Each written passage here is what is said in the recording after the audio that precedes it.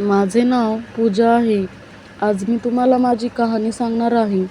आतापर्यंत मी एक आनंदी मुलगी होते. माझे ग्रॅज्युएशन पूर्ण झाले आणि मला अभिषेकचे प्रपोजल आले. मुलगा चांगला शिकलेला होता, डिसेंट होता. त्याचा घरचा बिझनेस होता. घरात पैशांची काहीही कमतरता नव्हती. नकार देण्याचा प्रश्नच नव्हता. लवकरच माझे अभिषेकशी मोठ्या थाटामाटात लग्न झाले. लग्न छान मोठ्या घरात झाल्यामुळे मी आणि माझे आईबाबा फार खुश होतो. मी स्वतःला खूप भाग्यवान समजत होते. लग्न होऊन मी सासरी आले. अभिषेक त्याच्या सावत्र आईसोबत राहत होता. थोड्या महिन्यापासून त्याच्या सावत्र लहान बहिणीचे तिच्या सासरी पटत नसल्यामुळे ती देखील माहेरी येऊन राहिली होती. आज माझ्या लग्नाची पहिली रात्र होती. मी आमच्या रूममध्ये जाणार इतक्यात सासूने आणि माझ्या नंदेने मला त्यांच्या रूममध्ये बोलावले. त्यांच्या रूममध्ये जाताच मला जाणवले की दोघींचे चेहरे उदास आणि घाबरलेले होते. जणू काही त्या दोघींना मला काहीतरी सांगायचे होते. मी त्यांना विचारले, "काय झाले? तुम्ही दोघी इतक्या घाबरलेल्या का दिसतात?" त्यावर माझी सासू म्हणाली, "बेटा, आम्हाला तुला काहीतरी सांगायचे आहे गं, पण तुला हे सगळे मोठ्या हिमतीने ऐकावे लागेल. आता आम्ही तुला जे काही सांगणार आहे ती गोष्ट फक्त आपल्या तिघांमध्येच ठेव. घर आता नातेवाईकांनी भरलेले आहे.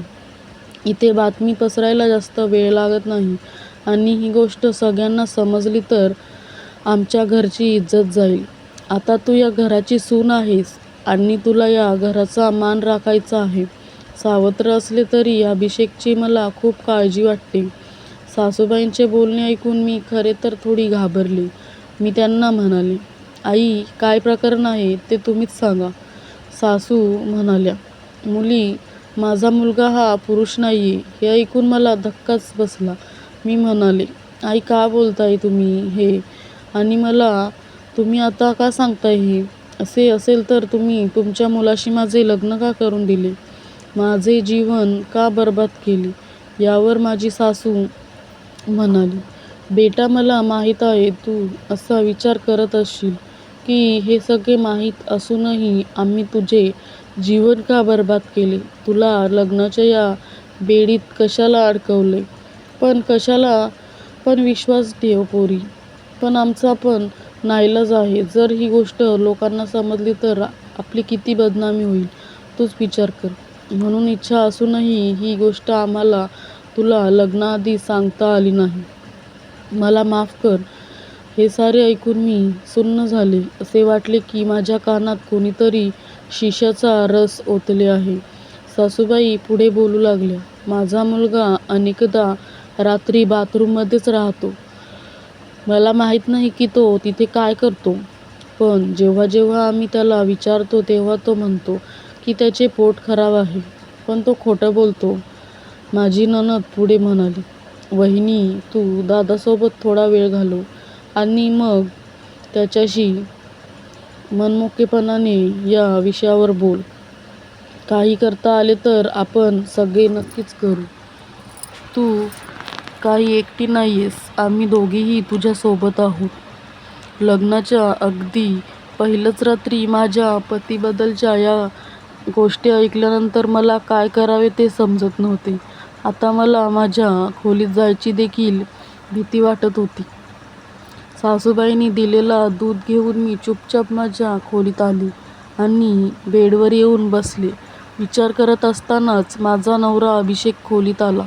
खोलीचा दरवाजा बंद केला. मी त्याला दूध दिले.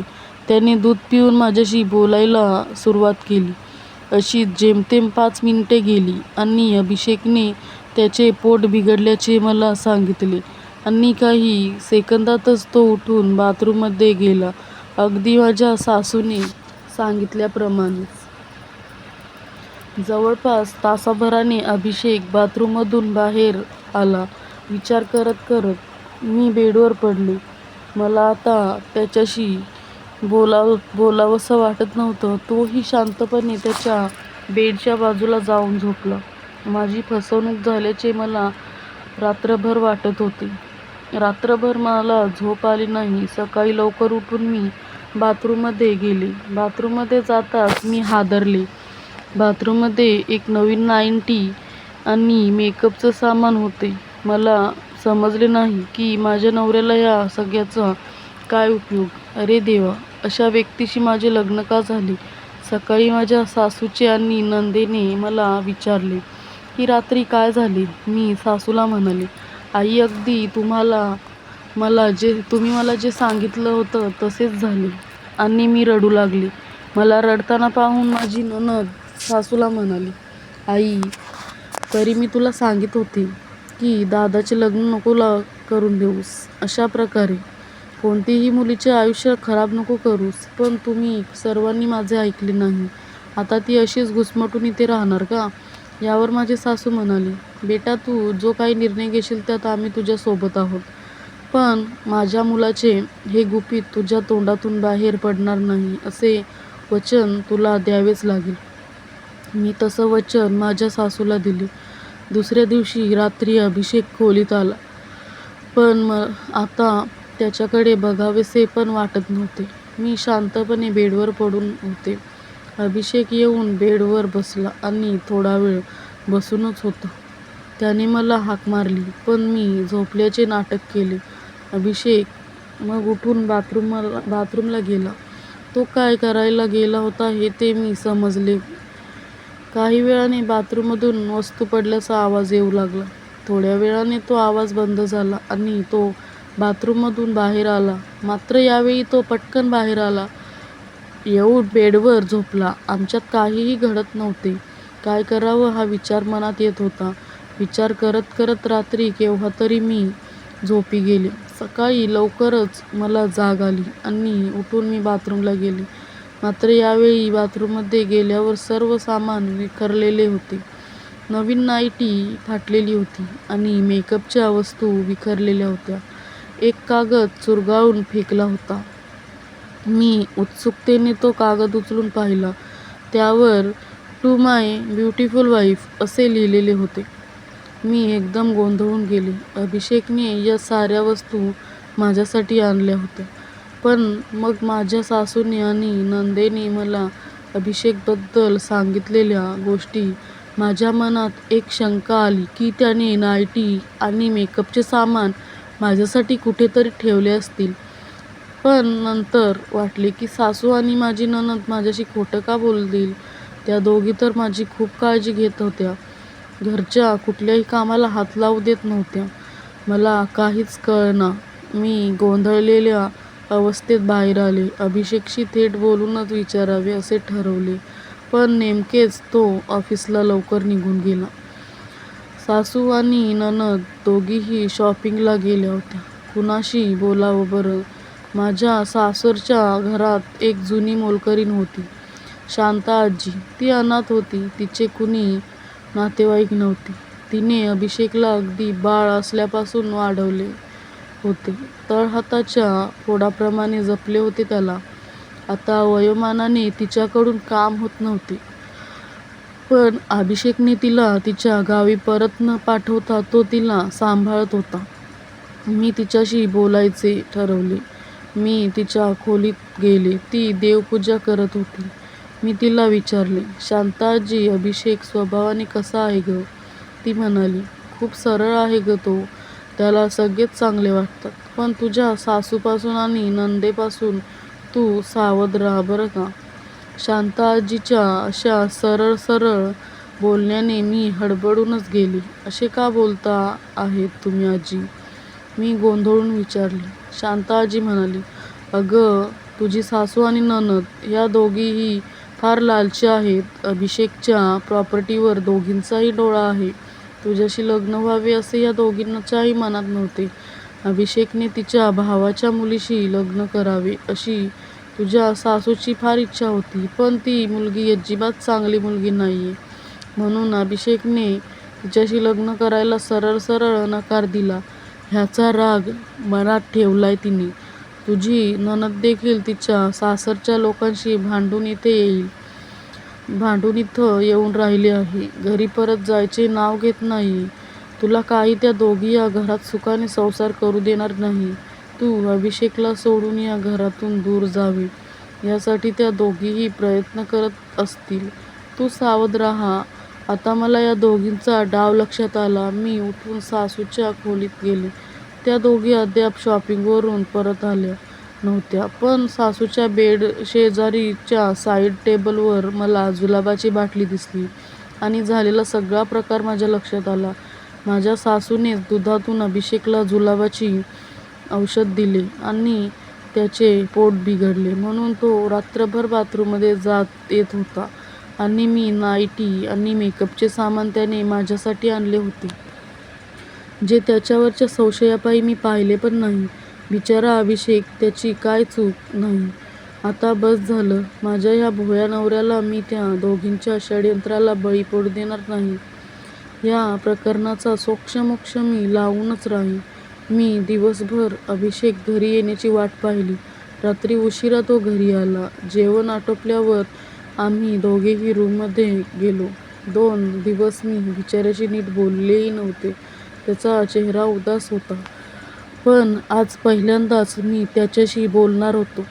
तो येताच मी म्हणाले, अभि, मला तुझ्याशी बोलायचे आहे. तो जरा घाबरला. काय झाले पूजा? तुला या घरात काही त्रास होतोय का? नाही रे, तसं नाही, मी म्हणाले. आणि मग झाला सगळा प्रकार मी अभिषेकला एका दमात सांगून टाकला. अभिषेक अवाक होऊन माझ्याकडे बघतच राहिला. तो मला म्हणाला, अगं, ती नाईटी आणि मेकअपचे सामान मी तुझ्यासाठीच आणून ठेवले होते. बाथरूममध्ये ठेवले होते. मी तुला अशा प्रकारे गिफ्ट द्यावे अशी माझ्या बहिणीचीच आयडिया होती. आपल्यात गैरसमज होऊन वेगळे व्हावे असा डाव त्या दोघींनी रचला होता.